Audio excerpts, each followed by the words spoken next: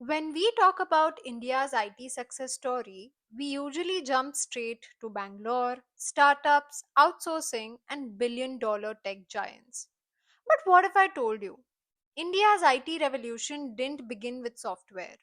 It began with fear, borders, and a very deliberate decision to stop relying and start building.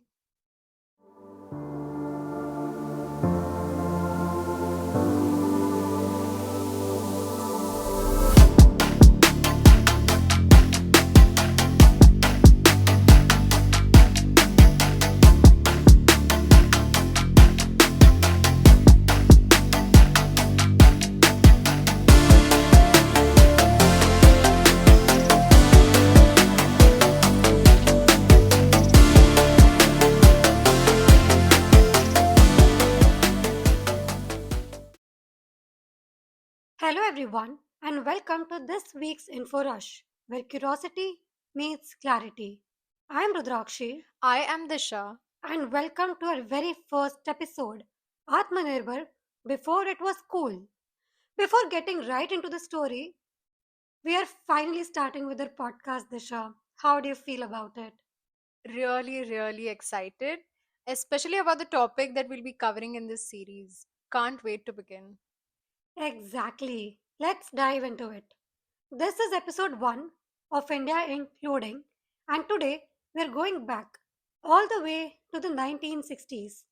Picture India in the 1960s, fresh out of independence, still finding its footing, surrounded by geopolitical tension, border conflicts with China, wars with Pakistan, and a growing realization that technology, especially computers and electronics, wasn't just about development, it was about national security.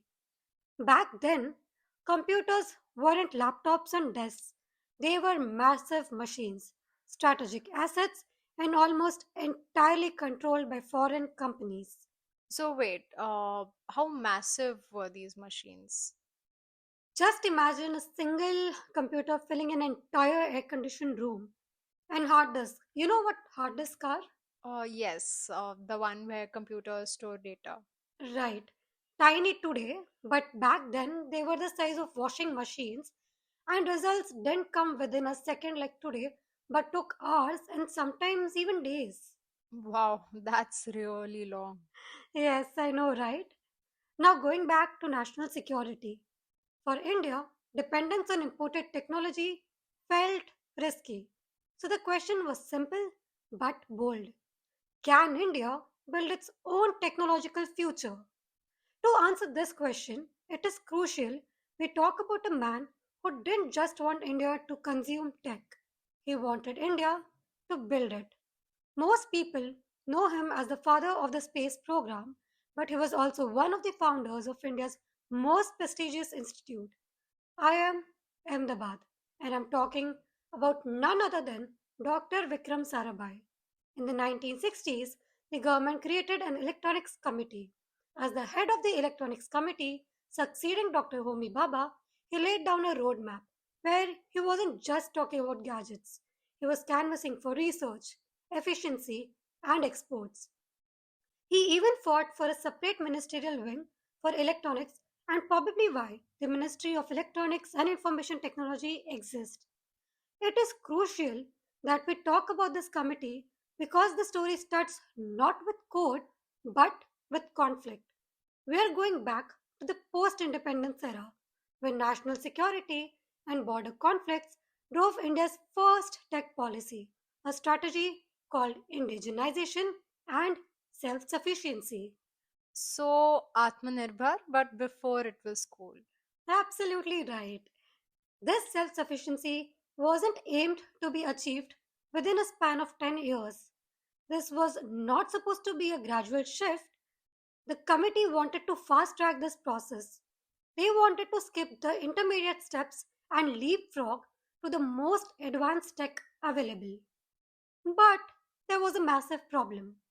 The computer market was completely dominated by one player, the big blue, IBM. And this is where the government's vision first hits the wall of reality.